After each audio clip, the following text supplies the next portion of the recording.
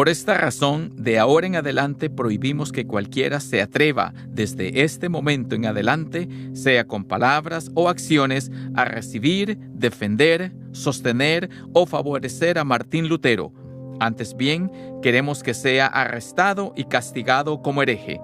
Emperador Carlos V, Dieta de Worms. La bula papal de León X excomulgó a Lutero de la Iglesia, pero el edicto de Worms de Carlos V lo convirtió en ilegal y hereje. Ahora Lutero podía ser matado por cualquier persona en cualquier momento y lugar, sin ser castigado por ello. Pero nadie podía encontrar a Lutero, pues había sido secuestrado. Quien lo había mandado a secuestrar era su príncipe elector Federico el Sabio, haciéndolo llevar a su castillo en Warburgo, y lo hicieron tan bien que ni el mismo Federico sabía dónde estaba. Y supieron muy bien cómo esconderlo. Le dijeron que se dejara crecer la barba y que asumiera una nueva identidad, la del Junker York, o sea, el caballero Jorge. El camuflaje era tan bueno que cuando le pidieron a Lucas Cranach que pintara al caballero Jorge, ni siquiera reconoció que era Martín Lutero. Desde Warburgo, Lutero escribió a Wittenberg: «Aquí estoy holgazaneando y lleno de comida». Pero no era cierto. En 11 o 12 semanas tradujo todo el Nuevo Testamento del griego al alemán, para que el pueblo lo tuviera en su idioma natal. No sé si hoy logramos comprender lo importante que era entonces tener la Biblia en el idioma natal. En esa época la única Biblia oficial era la Vulgata en latín. De hecho, poseer cualquier otra Biblia era condenable con la pena de muerte. En 1517, el mismo año en que Lutero publicó sus 95 tesis, 7 padres de familia fueron quemados en Inglaterra por enseñar a sus hijos el Padre Nuestro en inglés. La Iglesia hacía esto para controlar su poder. Pero Lutero quería cambiarlo. En la palabra de Dios, Lutero había encontrado la forma de escapar de su propio miedo y del terror de Dios, y quería que el pueblo también tuviera ese gozo y paz que él había encontrado. Al enseñar un evangelio basado en una traducción equivocada de una palabra, la Iglesia le había robado al pueblo el verdadero evangelio. Así introdujo en el mundo de sus días el concepto que el pueblo debía entender la palabra de Dios en su propio lenguaje y no depender de la interpretación de la Iglesia. Sin lugar a dudas, su trabajo de traducción fue uno de sus más grandes logros. Aun si no hubiera hecho nada en términos de la Reforma, igual habríamos escuchado sobre Martín Lutero por su traducción del Nuevo Testamento al alemán, ya que hasta el día de hoy, este forma la base del idioma alemán alto, utilizado en el gobierno, en la diplomacia y en la radio y televisión de Alemania. Lo que Lutero usó fue el alemán que se usaba en las cortes de la Alta Sajonia, así que ha tenido una tremenda influencia solo en el aspecto lingüístico. Estando en Warburgo, Lutero se entera de informes inquietantes provenientes de Wittenberg. Su colega Andreas Karlstadt se había ido a los extremos con el tema de la Reforma, al punto que se apareció a predicar en la iglesia de Wittenberg, no con la toga usual, sino con su ropa de casa. El himno que eligió para el sermón fue «Mi criada ha perdido su zapato», que no tenía nada que ver con la fe o la religión. Se arrojaban ladrillos a los vitrales. Lutero nunca abogó por algo así, sino que siempre fue conservador en su reforma, tratando de mantener tanto como fuera posible de la iglesia medieval. Solo lo que contradecía la Escritura debía ser quitado. Así que ahora tiene 2 batallas para librar por el resto de su vida: contra aquellos que eran muy extremos y contra aquellos que no habían hecho suficiente. En 1525 hubo una revuelta de campesinos en Alemania, algo que causó mucho dolor a Lutero. En la Edad Media, Los campesinos estaban cruelmente dominados por sus terratenientes, por lo que una revolución era previsible. Pero Lutero no quería que una reforma religiosa se convirtiera en una revolución política o social. Los caballeros eran otro grupo, pronto a iniciar una revolución política contra el Sacro Imperio Romano, los príncipes y duques, y Lutero también tuvo que detenerlos. Así que Lutero está acostumbrado a tratar de mantener un equilibrio entre todos los extremos que se encontraban presentes. En el año 1526, Lutero se da cuenta que una iglesia nueva está surgiendo. Lutero vio cuánto se había dañado la iglesia medieval, por lo que había que reconstruirla. Y así lo hace, desde su base. Esta iglesia que estaba surgiendo era la que Eck despectivamente había llamado luterana. Lutero escribió lo que denominó la misa alemana, que en realidad era un arreglo muy conservador de la liturgia que estaba en uso en la Iglesia Católica Romana de esa época. En los servicios de adoración de la iglesia medieval, los miembros de la congregación eran vistos como espectadores. Escuchaban la liturgia de la misa, que probablemente era cantada por un coro, y observaban la elevación de los elementos de la Santa Cena. No eran más que simples espectadores. Pero Lutero quería cambiar eso. Él quería que fueran activos. Para ello participaban en el canto de la liturgia y también en el canto de los himnos. El escuchar el sermón era visto como algo activo, ya que la palabra de Dios es activa en la vida de las personas.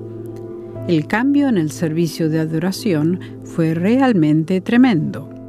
Los laicos recibirían ambos elementos en el sacramento, el pan y el vino, algo que no era costumbre en la iglesia de Roma. Entonces Lutero dice: no tenemos himnos, así que mejor me pongo a escribir algunos. Y así lo hizo, componiendo himnos famosos como Del alto cielo vengo yo, un himno de Navidad, y por supuesto el gran himno de la Reforma, Castillo fuerte es nuestro Dios. Una de las cosas que insta a hacer a su príncipe es patrocinar una serie de visitas a las parroquias para ver cómo está siendo recibido el mensaje de la Reforma.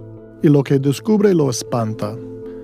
Algunos pastores ni siquiera saben los 10 mandamientos, y otros no pueden decir de memoria el credo. Escandalizado por esto, Lutero regresa a Wittenberg decidido a enseñar al pueblo. Y escribe 2 libros que solo son superados en importancia por su traducción de la Biblia.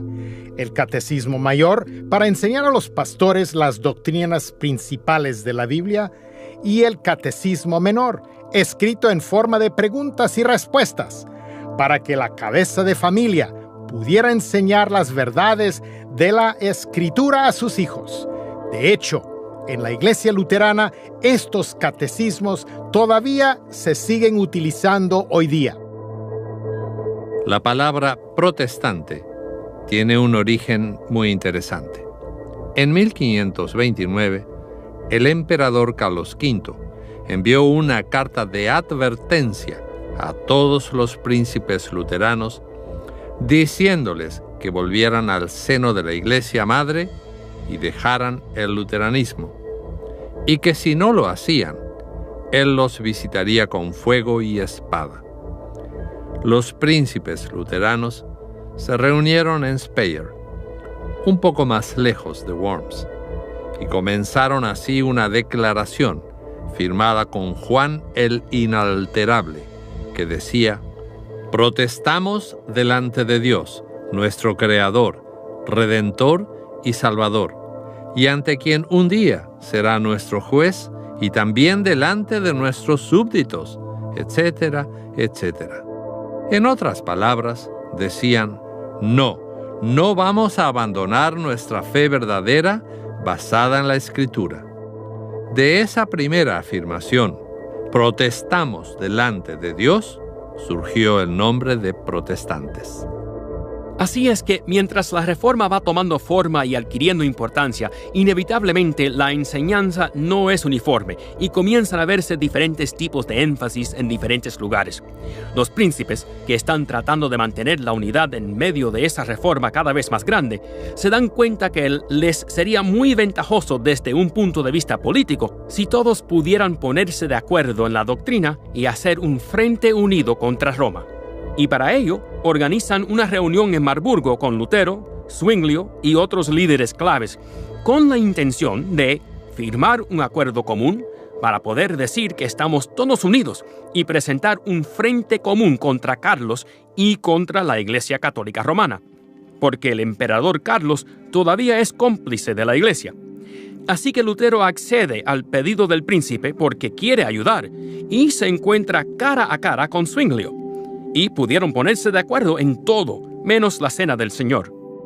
Porque ellos decían, esto es solo un símbolo del cuerpo y la sangre de Jesús. Pero eso no es lo que dice Pablo en 1 Corintios, cuando habla de la koinonía, la unión del cuerpo de Jesús con el pan y su sangre con el vino. Y como Zwinglio lo espiritualizaba, Lutero no quiso saber nada más. Más tarde admitió que estuvo seriamente tentado a decir, en nombre de la unidad y para hacer un frente común contra el Papa, digamos que estoy de acuerdo. Pero no pudo negar la verdad. Esto es significativo, porque muestra la integridad con que Lutero actuaba en todo aspecto. Nunca hizo lo que era conveniente o más fácil, sino que siempre hizo lo que era verdadero conforme a la palabra de Dios, incluso cuando no era conveniente. Finalmente Lutero dijo, usted tiene un espíritu diferente, y se separaron dando lugar así a la reforma reformada. Carlos V necesitaba la unidad religiosa dentro del imperio, por lo que convocó la Dieta de Augsburgo y quiso que los príncipes luteranos se reunieran para defender sus convicciones religiosas. Para ello, Juan el Inalterable convocó a Lutero y a otros más. Pero como la bula del Papa y el edicto de Carlos V contra Lutero todavía seguían vigentes, Lutero no podía acercarse a Augsburgo. Por lo tanto, Melanchthon presentó ante la Dieta de Augsburgo lo que Lutero y la Iglesia creían. Los príncipes se reúnen entonces en Habsburgo y presentan su confesión, la Confesión de Habsburgo, que es más que una simple confesión de parte de los príncipes del 1530. Se convierte en la articulación de la fe luterana. Hasta el día de hoy, la Confesión de Habsburgo es el documento que articula lo que creemos y por qué, y presenta las razones a partir de la Escritura y la historia. Es la confesión de la Iglesia. Si bien Melanchthon aportó mucho a la Reforma, alteró la Confesión de Augsburgo, especialmente en cuanto a la presencia real de Cristo en la Cena del Señor. Muchas iglesias luteranas actuales tienen grabadas las letras C-A-I en sus piedras angulares, significando que son de la Confesión de Augsburgo inalterada. Toda su vida, Lutero pensó que iba a ser un mártir. Por otro lado, a Carlos V se le está terminando la paciencia y está casi pronto a declararles la guerra a los príncipes luteranos. Por esas razones, ellos se reúnen en Esmalcalda, en Alemania, y en 1537 fundan la Liga Esmalcalda de Príncipes Luteranos, con el fin de resistir al catolicismo y a las tropas de Carlos V. Juan Federico, el príncipe de Lutero, le pide que prepare unos artículos para discutir en la reunión de la Liga en 1537. Cuando se reúnen en Esmalcalda, Lutero hubiera deseado no estar allí, porque tuvo un ataque terrible de cálculos en el riñón y tuvo que irse. Muchos de los presentes pensaron que ya no volverían a verle. Antes de irse, bendijo a los allí reunidos, y él mismo se preguntaba si volvería a verles. Pero dejó allí los artículos de Esmalcalda, que algunos consideran como el último testamento de Lutero. Si bien vivió 9 años más, él pensó que se moría ahí mismo. Esos artículos fueron escritos para el concilio. Comienzan con las cosas en las que concuerdan, la Trinidad y la persona de Cristo, Siguen con las cosas en las que la Iglesia fallaba, la justificación por la fe a través de la sangre de Cristo, y luego hablan de temas que Lutero quería discutir. Estos se convirtieron en una de las definiciones clave de la teología de Lutero, que serían incorporados luego en el libro de Concordia. Pero por alguna razón, Melanchthon los convenció de no adoptar los artículos de Esmalcalda. A esta altura, Melanchthon todavía está mediando, todavía está tratando de evitar que se produzca una división entre el catolicismo y el luteranismo. Por esa razón es que no adoptan los artículos de Esmalcalda como base de sus creencias para la Liga. Sin embargo, lo harían más adelante. Y más adelante también serían incluidos en el Libro de Concordia, que es la compilación final de todos los documentos luteranos sobre los cuales, hasta el día de hoy, quien es ordenado al ministerio en la Iglesia luterana debe jurar. En el invierno de 1546, Lutero y algunos colegas estaban en Eisleben, Alemania, el lugar donde Lutero había nacido, para mediar en una disputa que sus familiares tenían con otra gente. El consejo que Lutero le dio al consejo en Eisleben tuvo éxito. Hicieron la paz y llegaron a un acuerdo en buenos términos. La disputa había terminado y ya estaba pronto para regresar a su casa. Predicó su último sermón sobre el texto: «Vengan a mí, todos ustedes que están cansados, y yo les haré descansar», diciendo: «Es Cristo quien nos dice, aférrense a mí y dejen ir todo lo demás». Y luego agregó: «Estoy demasiado cansado para seguir, lo tengo que dejar aquí». Lutero estaba preparándose para viajar junto con uno de sus hijos y algunos clérigos. Pero una noche de febrero se enfermó, y esta vez muy seriamente, con problemas pulmonares. El corazón estaba debilitado y quizás tenía diabetes, no sabemos bien. Así es que buscaron a un médico, pero como no había ninguno en la ciudad, llevaron a un farmacéutico católico que hizo lo que pudo. Y es bueno que tuviéramos allí un católico romano, porque pudo dar testimonio de lo que sucedió en su muerte. Poco después tuvo un ataque al corazón. Su amigo Justus Jonas le pregunta: ¿estás dispuesto a mantenerte firme en la confesión de Cristo que has hecho? Y él dice con voz firme: sí, y repite para sí mismo Juan 3:16. Eventualmente muere, a eso de las 3 de la mañana. Entre sus cosas encuentran la última nota que escribió, que termina diciendo: Wir sind Bettler, das ist wahr. Solo somos mendigos, esto es cierto, delante de Dios. Al día siguiente hay un tremendo funeral en Eisleben, la ciudad donde había nacido. Lutero había hecho el ciclo completo. Su cuerpo fue llevado luego a Wittenberg, donde se hizo otro funeral en la iglesia del castillo, completando también el ciclo.